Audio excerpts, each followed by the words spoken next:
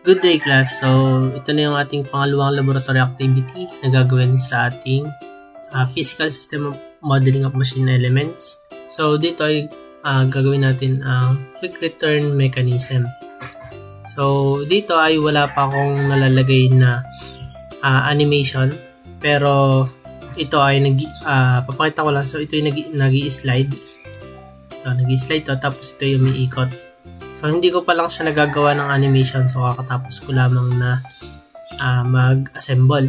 So, ituturo ko muna sa inyo yung kung paano siya ginawa. No?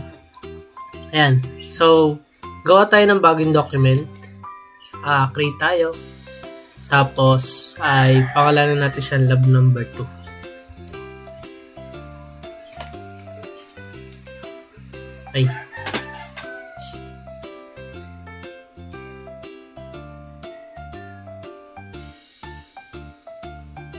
And then, dito, tayo ay gagawa ng iba't ibang part studio. So, pagka mag-insert kayo ng part studio, click nyo lang yung plus sa baba. Tapos ay create part studio. No? So, unang part studio natin ay mag-i-sketch tayo ng isang square. So, punta tayo sa top plane. Oops, huwag kakalimutan, workspace units.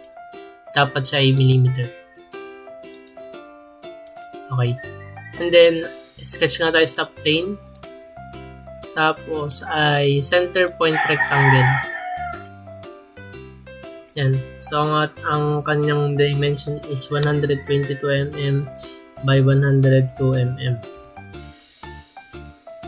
Then, ang sunod, gawa tayo ng construction line. Ayan. Tapos ay 45 mm. Next ay gumawa tayo ng 9mm dito. Tapos ay 16mm. 16. And then ito ay 18. Tapos ay 16 ulit. And then 9. Okay, so ito ay dapat ay hindi naka-construction line. Itong square na to. Yan. Then, ang sunod natin gagawin, i-check natin yung ating sketch 1. Tapos, ay extrude natin. So, extrude natin siya ng 12mm. Ayan. So, after nito, ay i-fillet natin siya. Select natin yung apat na sides. Ayan. So, fillet natin siya ng 4mm. And then, check natin. Okay. Then, oops, hindi ko pala ito natago. Sorry. Ayan. Para hindi lang kayo malito. Then, sunod ay select natin. Tapos ay add appearance. So, gawin natin siyang kulay maganda. Kulay black. Yan. Or medyo matapang. Siguro gray. Yan. Okay. So, kayo nang bahala kung anong gusto nyong kulay.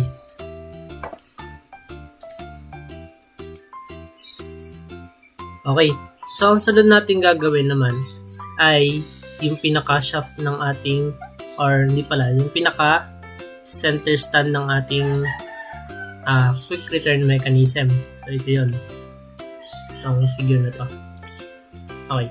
So, para magawa yan, ay balik tayo dito. Tapos, gawa tayo ng part studio. Create part studio. Yan. So, ito yan.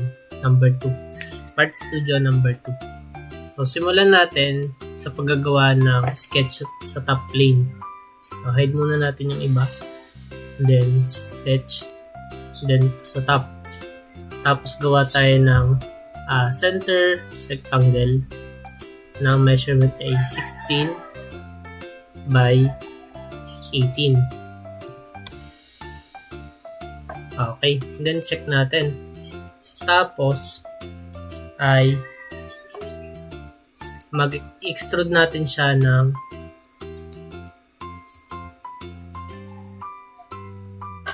extrude natin siya ng 180 mm. 180 mm. Then, ay punta tayo sa kanyang front, sa back plane. Tapos gawa tayo ng sketch. Click natin yung back plane.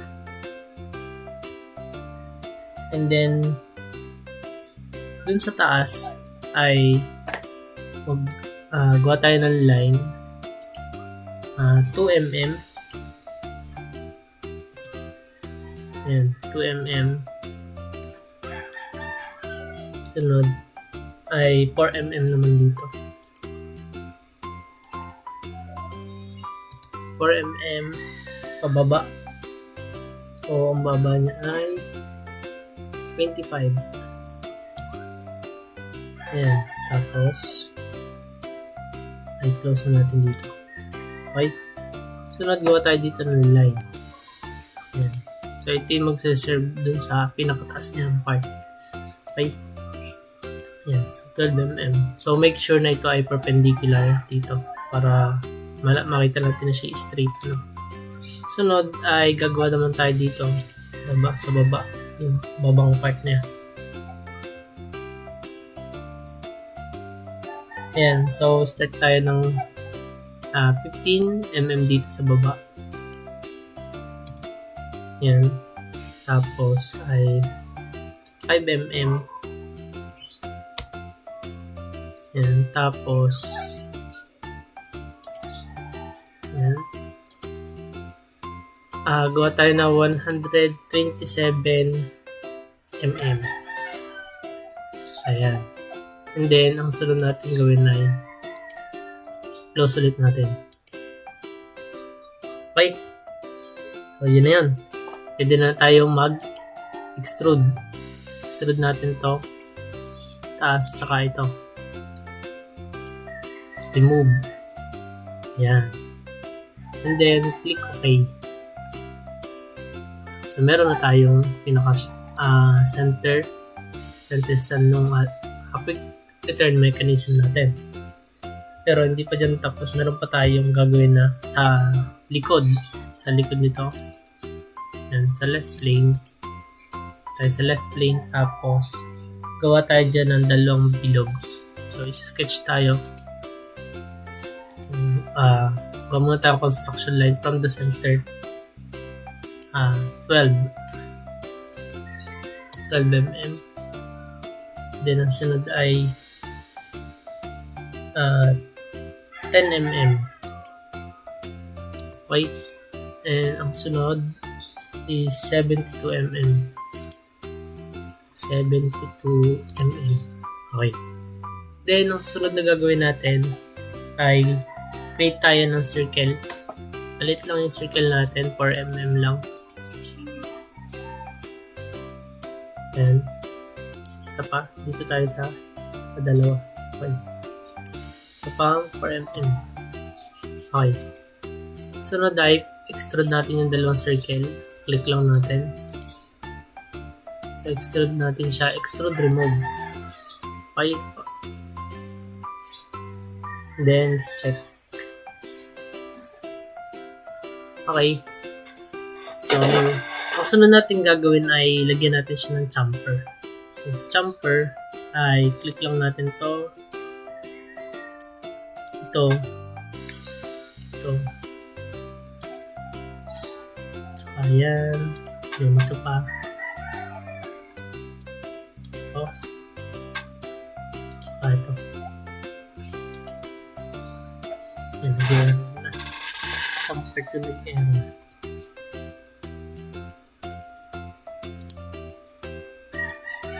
Yan. Okay. So, then, at ito. Okay. Check natin. So, i-chamfer natin siya ng 1 mm lang. Okay. Punta tayo ng front. Tapos ay select all natin. Front. Tapos lagyan natin siya ng appearance. So, gray na lang din. Okay. Ayan. So, meron na tayong pinaka-center stand. Ang sunod natin gagawin ay yung naka-horizontal sa kanya, which is ito. Ayan. So, ito ay merong dovetail cut. Ano, familiar ba kayo sa dovetail cut? So, kalimitan siyang ginagamit sa mga connection. Either wood or, let's say, plastic. Ganun. So, pwede nyo siyang magamit sa pag-3D nyo or ideas kung paano nyo mapapag-connect yung dalawang bagay. Okay, so start natin. Punta tayo sa kabilang document. Create tayo ulit ng Part Studio.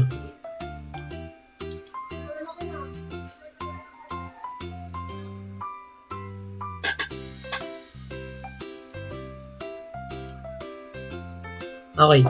So, sketch tayo. And then, sa top pane ulit. Tapos, hide muna natin yung iba. So, dito, dahil naka-part studio lang naman tayo, hindi tayo nagbago ng document, ay yung narito, yung ating workspace units ay millimeter na. Okay? So, gawa tayo ng sketch. From the center, 22 mm. Sunod ay 16 mm. And then, sunod ay 3 mm. 3 mm. Okay. Sunod ay gawa tayo ng isa pa dito. Okay. So, or pwede naman natin siyang i-mirror na lang mamaya. So, gawa tayo dito ng construction line. Siya ay okay. Dito pala tayo gagawa ng center line. Ng construction line, sorry. Yan. Okay, so yan pwede natin siyang magamit mamaya para sa pag-mirror. Sunod ay dito hanggang sorry. And then ang sunod ay from dito hanggang dito gawa tayo ng 8 mm. Sunod yan. And then okay, yan. So, diyan sa part na yan, isa pa tayong construction line ulit. Tapos, lagyan natin siya ng dimension. Angle dimension na ito, tsaka ito.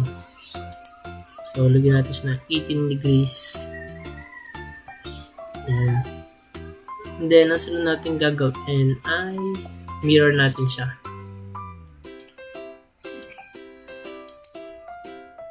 Ayan.